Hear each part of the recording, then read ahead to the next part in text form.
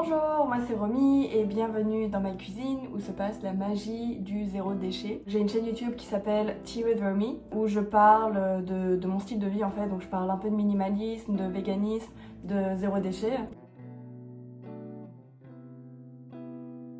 Pour moi, la transition écologique, c'est changer son style de vie de manière à avoir l'empreinte carbone la plus petite possible.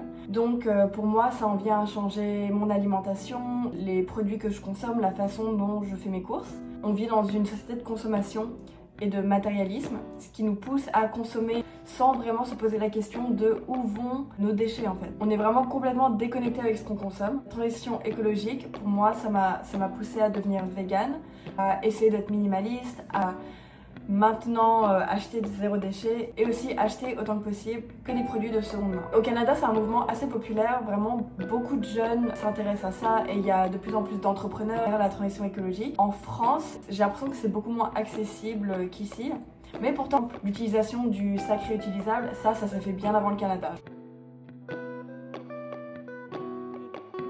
Ma mère n'est pas particulièrement intéressée par la transition écologique, mais c'est elle qui m'a introduit au sac réutilisable.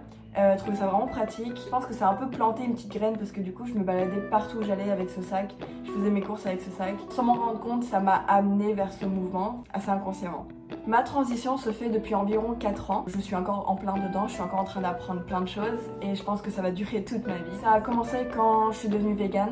C'était de base pour combattre la cruauté animale, mais en faisant ça, j'ai appris plein de choses sur l'environnement et je voulais faire tout ce qui était en mon pouvoir pour aller dans cette direction. Petit à petit, j'ai commencé à acheter des produits un peu plus écolos, des alternatives naturelles comme les produits de nettoyage. J'ai aussi acheté une brosse à dents en bambou, une bouteille d'eau réutilisable. J'ai aussi commencé à faire les friperies et cette année je me suis dit ok, je vais devenir zéro déchet, donc j'ai fait plein de recherches, j'ai embarqué ma coloc là-dedans, je lui ai lancé le défi. On fait toutes nos courses dans le magasin zéro déchet à côté de chez nous, donc on y va avec nos emballages, on les amène au magasin, on les pèse et quelqu'un du staff les remplit pour nous. Par exemple ce pot de beurre d'amande, cette boîte de tofu où on met nos noix. Aussi acheter des bocaux en verre, c'est vraiment esthétique, donc je recommande.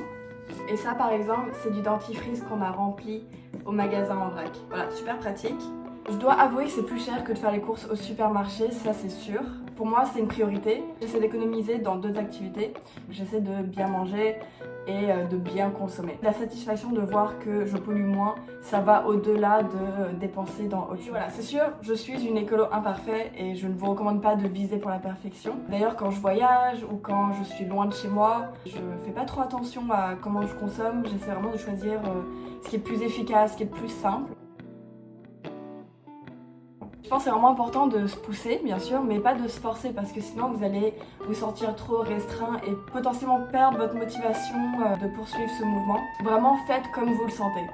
Écoutez-vous, vraiment. J'ai vraiment la chance d'avoir plusieurs magasins zéro déchet juste à côté de chez moi, mais je sais que c'est pas le cas pour tout le monde et il y a aussi un coût à ce style de vie. Pour ça, c'est important de faire vraiment ce que vous pouvez faire par rapport à vos moyens et d'y aller petit à petit. Surtout qu'il y a vraiment plein de façons de contribuer au mouvement, que ce soit manger un peu moins de viande, magasiner en friperie, acheter des produits de nettoyage qui sont naturels. Vraiment, il y a plein de manières de contribuer au mouvement.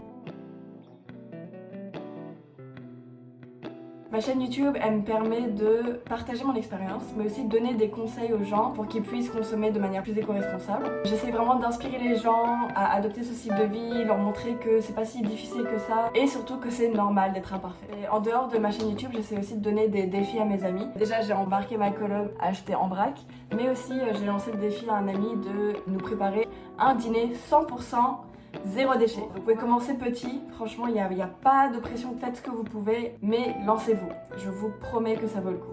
Merci beaucoup et bon courage!